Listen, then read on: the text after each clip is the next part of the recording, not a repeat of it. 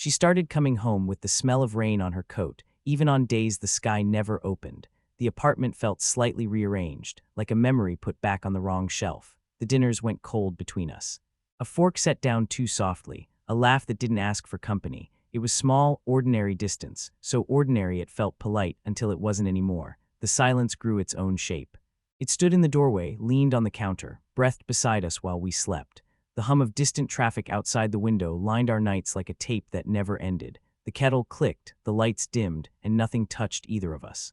Not even by accident. We used to leave notes on the fridge. Little lines, "Don't forget coffee, miss you already." The magnet still pinched a blank grocery list, birthmarked with stained rings from the time we spilled sauce and laughed like we were invincible. Now the list stayed empty. On the table, an empty chair waited for a story. None arrived. I found myself scrubbing the same clean plate like an apology I didn't know how to say. She would drift past, fingers trailing the edge of the counter like the lip of a closed book. Her smile had been folded into a drawer. The apartment smelled of coffee at wrong times, midnight, 3 a.m., as if a new day kept trying to begin before the old one ended. In the gray hour before dawn, she whispered into her phone in the bathroom with the faucet running. That was when I learned the way a body can hear without trying. Every syllable in her hush was a road stretching away from us. I told myself it was work, a friend, anyone but the person she had once said I was home. There is a kind of mercy in denial. It lets you live the last good moments twice. We still ate on the couch. We still watched the rain break the streetlights into pieces on the window pane. We still said goodnight and turned our faces to the wall like people who didn't want to wake each other with their dreams. The discovery wasn't cinematic. No broken glass, no shouted names. Just a screen glow reflected on the ceiling while she showered. A message preview, a little rectangle in the dark. Can't stop thinking about last night. It was as if the room exhaled and forgot to breathe again. There I was, a man in his own home, learning he had stepped out of his life and the life had gone on without him. I put the phone down with both hands, careful, as if I were setting a cup by a sleeping infant. The water ran behind the door. It sounded like rain. I stared at the closet. A black coat hung there, heavy with weather that never fell. The city woke slowly beyond the glass. Horns, a siren somewhere too far to help. The kettle clicked again. She always forgot to switch it off, and I stood, feeling taller and thinner at the same time, like a shadow stretched by a street lamp. I didn't yell. I didn't bang on the door. I rehearsed being a better man than the moment deserved. She came out in a towel, skin shining, smelling like eucalyptus and relief. She noticed my face and wrapped herself tighter, a small storm curling back into itself. "You're up early," she said. I nodded, because it was all I could do without becoming a different person. We moved around each other in the kitchen, two astronauts keeping to their lines. "Coffee?" she asked. "Sure," I said. The mug steamed in my hands. I watched her not meet my eyes. The room had a second gravity. Everything fell toward the truth. "Who is he?" I asked softly, like I was afraid of waking someone. Her breath stopped in the middle. She didn't drop anything. She didn't run. She looked at the floor, no, past it, as if a better version of us were trapped under the floorboards, and then at me. Her lips parted, a small sound. The rain on the glass thickened, as if the weather understood something my body. "I don't know how to start," she said. A sentence that could have been anywhere in our marriage. First apartment, first fight, first time we tried to save what we hadn't yet broken. "Start with his name," I said. I heard my own voice, and it sounded like a chair being pulled away from a table. She swallowed, and the towel's edge trembled against her collarbone. The kettle clicked off again, and the silence after the click felt like the cliff the day had driven us toward. She pulled breath in. When she looked at me, there were tears already threatening, like the first few drops before a storm gives up pretending it will pass. "Ethan," she whispered. The name entered the room and sat down in my chair. "From the office," she added, as if that clarified anything, as if geography could forgive. I nodded, the way people nod at funerals when names are read and time keeps going, because what else would it do? "How long?" I asked. The rain pressed itself flat against the window. "A few months," she said. I didn't mean to, and then she stopped, because we both knew meaning had nothing to do with gravity. Objects fall. The heart is an object when it wants to be. "I thought I was asleep," I said, and realized I had been for a long time. She began to cry without covering her face. It was the bravest thing I saw her do that week. "I'm so sorry," she said. The apology hung between us like a coat we couldn't both wear. I wanted to throw something and shatter it so the sound could do the crying for me, but the room stayed intact, insultingly intact. "Where?" I asked, because the mind needs maps even at the end. She gestured at the air somewhere that wasn't here. Hotel, car, cloud of perfume, shared elevator. every detail I would meet later like uninvited guests. Do you love him? The question came out in pieces, as if my mouth didn't want to help. She hesitated, and the hesitation told me more than any answer could. Love is an elevator that gets stuck between floors. You can hear people moving above and below you, but you're not going anywhere. I don't know, she said finally, which meant yes in a language we had both learned and pretended not to. I looked at the empty chair. I looked at the mug in my hand. The steam had thinned. The city found a siren for us. Somewhere, someone was being saved. Last night, I said, and the room went perfectly quiet. She nodded. I closed my eyes and saw my own house from the street, lit like a stage set, two silhouettes moving toward a line they wouldn't cross without becoming someone else entirely. I set the mug down. The sound was small and final. I woke up, I said, her head snapped up. That held breath, the kind that makes the present tilt, fell apart. You were breathing his name into the dark, I added, and her face went white, like someone just opened a door to the snow. In that moment, the world tilted toward the cliff. We both felt it. She reached out, not to touch me, but to find the counter, the way people do when the floor shifts. The rain pushed harder at the glass. The kettle clicked without heat. Somewhere under the hum of the refrigerator, a new life began to make a sound. Her mouth formed a word like please, but no sound came, and in the space where her voice should have been, the apartment answered with a long, low hush, as if it had decided which one of us it would keep. For 3 nights after, sleep was a hallway with too many doors. Every time one opened, Ethan stood there, not as a man, but as a set of details. A watch face catching office light, a text preview arriving too quickly, a laugh I had never heard from her. I learned the dimensions of what I didn't want to know. The ceiling above our bed became a page I couldn't turn. When dawn finally pushed its pale hands under the blinds, the apartment looked like it had been emptied of something important I couldn't name. The rain moved on. The streets dried in strips. Even the hum beyond our window sounded less like traffic and more like a crowd I couldn't join. She stayed at her sister's, or so she said. The keys she left behind on the bowl by the door were warm to the touch, as if they still remembered her hand. I went looking for traces the way a child looks for constellations, connecting small lights into a story big enough to guide me home. Receipts tucked sideways, a perfume I had never learned by name, a pair of earrings I hadn't seen in a photo from any birthday I could recall. The laundry had a stranger's gravity. I found a hotel matchbook in the pocket of a raincoat that had brought storms into rooms that never had them. The little white sticks smelled like a lobby trying to forget tobacco. What do you do with the other man when you're a decent person trying to hold onto that last decent part of yourself? You turn him into weather, a pressure system, a front that moved in. It was easier than picturing a face. I made him a shadow in doorways, a pair of shoes outside a hotel room, a laugh on the other end of an elevator ride. One morning, the quiet in the apartment felt like a setup, like a sound check before the first song, and I opened her laptop. The password was still the same, my birthday. That stung because it was both sentimental and lazy, and that's what our love had become at the end. The messages weren't dramatic, no declarations that could be framed or burned. Logistics and longing braided together like headphones. Lunch, miss you, the way you said my name in the elevator. Details were the worst. They turned your body into a blueprint. In the photos they'd sent, they never showed their faces, just an overlapping of wrists. The reflection of 2 people in a window where the city was a smear of light behind them. There was a picture of shoes on a hotel carpet, hers tipped sideways, his pointed at the door, like a compass trying to decide north. I closed the laptop and felt older than my father ever looked. Anger arrived late. It never broke anything. It filled me up and made me float above myself, watching a choreographed sadness move through its routines. Coffee, shower, put the mail in neat stacks. I took long walks under a sky the color of tin. The city kept performing its reliable miracles, buses arriving on time, a child laughing at a dog, a couple arguing gently over whether to buy basil or cilantro. Ordinary love everywhere, wearing its small, brave face. I realized grief isn't loud. It pads through the rooms barefoot, picking things up, putting them down in the exact same place so you won't notice what's missing.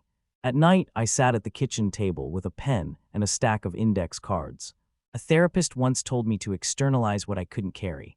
I wrote what I knew. First date at the diner with cracked red booths. The way she once fell asleep on my shoulder in a movie about a breakup and woke apologizing to the woman on screen.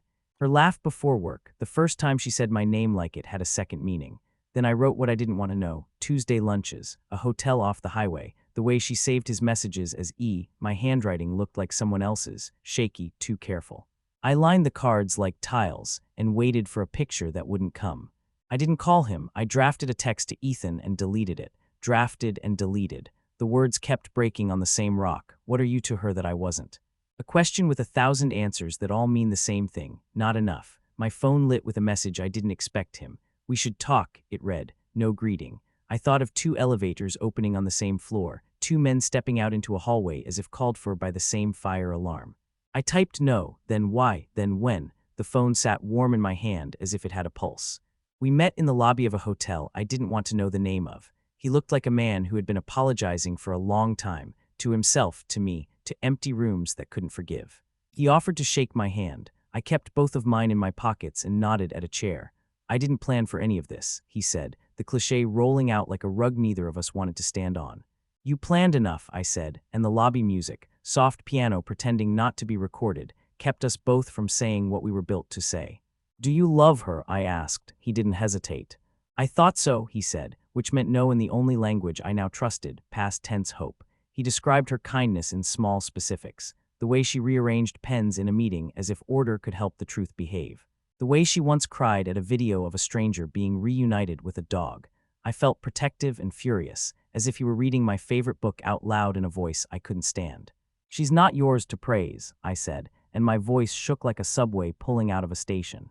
He agreed too quickly. I think she's lost, he said, as if I didn't know that a person can be lost in a room they decorated, in a bed they chose, beside a man who can memorize the shape of their sleep. The conversation folded in on itself. He apologized again. I refused to translate it into anything I could keep. When he offered to end it, I almost laughed, as if endings were gifts we could give each other. As if he hadn't already handed me one. We stood. He stuck out his hand again. I took it. It felt like pressing a bruise to prove it still hurt. Back home, the apartment let me in like it was doing me a favor. I put a new set of sheets on the bed, not because I'm dramatic, but because cotton remembers, and I needed a blank field to sleep in. I opened the window to let the cool evening in. The street below had gone soft with orange light. People out there were choosing basil without knowing it mattered. I poured hot water over tea leaves. The kettle clicked, and this time the sound felt clean. I stood at the bedroom doorway until the air settled around the furniture again. The chair was still empty, but the emptiness felt less like an accusation and more like a place to sit. The doorbell rang once, short and certain, and in the silence after, the tea in my cup made a tiny sound, as if something small but real had changed shape. When I opened the door, she was carrying a paper bag like an offering, as if bread could bless a house. The hallway light caught the edge of her face, and I saw the version of her I fell in love with, a woman who looked at rooms like they could be gentler if she asked them to. Can we talk? She said. The bag crinkled when she tightened her grip. I stepped aside. The apartment breathed in her shape the way winter air does when someone walks through it, closing up again slowly, reluctantly. She set the bag down on the counter. The smell of warm sourdough loosened something in me I didn't want loosened. I've ended it, she said, eyes not on me but on the loaf like it might nod. I told him not to call me. I blocked him. I wanted to be moved by the verbs, ended, told, blocked, but they felt like furniture being rearranged after the house had already burned. Okay, I said. The word came out flat, a stone skipping only once. I don't expect you to forgive me, she said. Not now, maybe not ever. I felt a strange flare of gratitude, a sentence that didn't ask me to lie to either of us. The rain had held off all day. Now, as evening leaned in, a fine mist began to collect on the window. Why? I asked. Not about him, not about how many times, just the word itself, like throwing a sheet over the furniture of our life to see its outline. She closed her eyes and tears arrived true to their job. I was afraid, she said, of time, of becoming only what I already was, and with him I felt. She searched for a word and failed, which was the most honest thing she'd done in months. You felt like a different version of yourself, I offered. She nodded, grateful and ashamed at once. Yes, and now, I said. She looked at our table, the chair still pushed back from the night I could no longer sit through dinner. Now I feel like a person who knows what she broke. And I don't know if I can live inside that sound. I wanted to tell her that's what adulthood sounds like, breaking and learning to speak over it. But the part of me that loved her was still standing on a bridge, waiting for a boat that had already passed under. She took a breath that felt like a decision. I came back because I wanted to tell you in person, not to make you forgive me. She looked up. The kind of eye contact that feels like a hand on a wound. And because, when you said you woke up, I realized I'd been hoping you wouldn't. I had no language for that. The room shifted like an elevator between floors. I don't want to punish you, I said, but I don't know how to build anything with someone who needed me asleep. We sat, the bread waited patiently. She told me small stories from the weeks we had been apart, not to persuade me, just to show me where she'd been standing when she looked back, a bus shelter at dusk, a coffee shop where the barista learned her name and forgot it again. Her sister's couch too short for sleep. I kept thinking of the morning light here, she said, how it slants across the floor and makes even the bad days feel like they're being read out loud in a gentle voice. The room received the compliment quietly. Do you want to come back? I asked, hating the sound of my own courage. She didn't answer quickly, which saved us both. I want to do right by you, she said. It wasn't yes, it was better. It didn't try to be beautiful. We talked about therapy, boundaries, time. We used the word rebuild like people who had never held a hammer. And yet, there was a dignity in naming what we didn't know how to do. The rain gathered itself into a steady whisper. When she reached across the table, I let her hand find mine. It was not romance, it was history touching itself to see if it was still warm. Her fingers shook. I miss us, she said. The sentence landed like a photograph face down. I turned it over in my mind. The us she meant, the us we were, the us we might dare to invent if we could forgive the ruin. I miss us too, I said. Somewhere a siren rose and fell like a breath. We cut the bread in silence and passed pieces back and forth like prayers. The crust crackled, the steam rose. Our kitchen had never smelled so honest. He texted me, I said. I met him. She closed her eyes but didn't flinch. I'm sorry, she said, and I believed that particular sorry. The kind that understands the shape of what it names. He said you were lost, I added. She let out a small, almost laugh that hurt us both. I've been lost in rooms I painted, she said. It's not new. I was just better at hiding the map. When the rain stepped up, we moved to the window and watched the city blur into itself. What do you want me to do? She asked. The question was a mirror I hadn't yet dared to look into. I wanted to say, disappear for a while and let me miss you honestly. I wanted to say, stay and let me see if I can stand the sound of your keys in the bowl. I wanted to say, leave your phone on the table and sleep in our bed and breathe like a person who knows the word mercy. Instead I said, tell me one true thing you haven't said yet. She didn't stall. I didn't think you would wake, she said, and I wanted to be the person who chose morning, not the one who stood shivering in the night. It was an answer that made my chest ache and relieved it at once. We're both shivering, I said. We stood without touch. The rain pressed its forehead to the glass. The room made room for us, as if to say, it's possible to be here without being okay. She turned toward the hallway, toward our bedroom, then stopped with one hand on the doorframe and said, if I sleep here tonight, I'll leave my phone on the kitchen table, and the doorframe seemed to hold its breath with me. Morning arrived in the old, faithful way, soft and serious. The light came in low, making a pale river across the floorboards. I woke in the chair by the window, a blanket over me I didn't remember pulling up. On the table, her phone lay face down beside a note folded into a small square, the way she used to fold grocery lists when we were poor and careful. The apartment had the smell of new coffee and rain that decided to stay. In the distance, traffic hummed like someone clearing their throat before saying something tender. I didn't open the note right away. There is a ceremony to endings if you bless them. The kettle clicked. The sound punctuated the silence in the kind way of a period at the end of a long sentence. I poured coffee into 2 mugs out of habit, then poured one back into the pot, telling the sink a secret. I'm not ready. Her shoes were by the door, neatly paired, pointed inward. I listened for the rhythm of her footsteps down the hall. I heard nothing but the soft negotiation of the building settling into the... When I unfolded the note, her handwriting arrived like a voice from a room I knew by heart. She had written what apologies can never quite manage, not just the wound but its weather. She wrote of a fear that had moved through her quietly for years, wearing different coats, ambition, doubt, the strange hunger for other mirrors. She wrote that she would give me time not as a strategy, but as a gift she hadn't known how to give before. She wrote that love without courage tastes like silence. Then, at the bottom, in a small, steady line, I will be where the morning light finds me working on myself. I stood at the kitchen threshold, the way people stand at borders. The mug warmed my hands. The apartment didn't feel empty in the old way. It felt open. The chair at the table wasn't accusing me anymore. It was inviting me to sit and write the next good sentence. I thought about forgiveness the way a craftsman thinks about a difficult material. With respect, with patience, with the understanding that you don't bend it. You work beside it until it decides it wants to curve. I put her phone in a drawer, not to hide it, but to keep it from pretending to be a heart. The rain slowed to a mist that the sunlight could lift. I made toast. I buttered it like a person practicing kindness on small surfaces. In the quiet, I pictured her walking under a tree-lined street, not hurrying, not hiding, her face bare to the weather. I sent her a message I didn't expect her to read right away. Take care. That was all. It felt like laying a single stone at the edge of a path, enough to mark, not enough to block. There is a version of this story where we stitch ourselves back together and call the seam a lesson. There's another where we tear out of what we've made and call the tear a sign.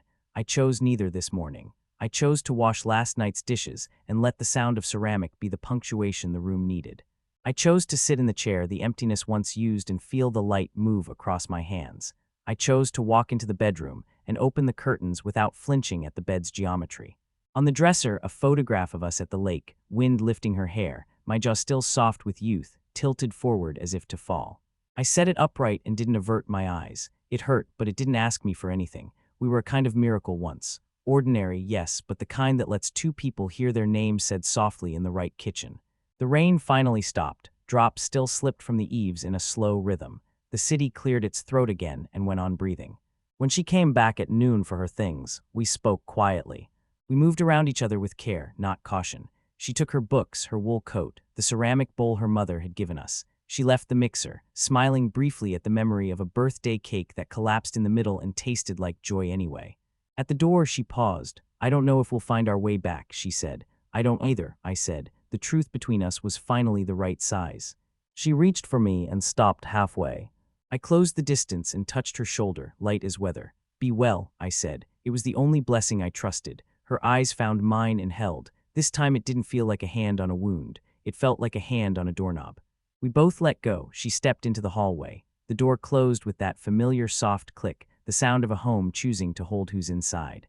I sat in the morning silence that had stretched into afternoon and listened to the small, brave noises a life makes when it's being honest with itself. The refrigerator hum, the kettles click, the distant traffic's unspooling. I took the photograph from the dresser and placed it in a drawer, not to bury it, but to give it a room of its own. I stood by the window. The street shone.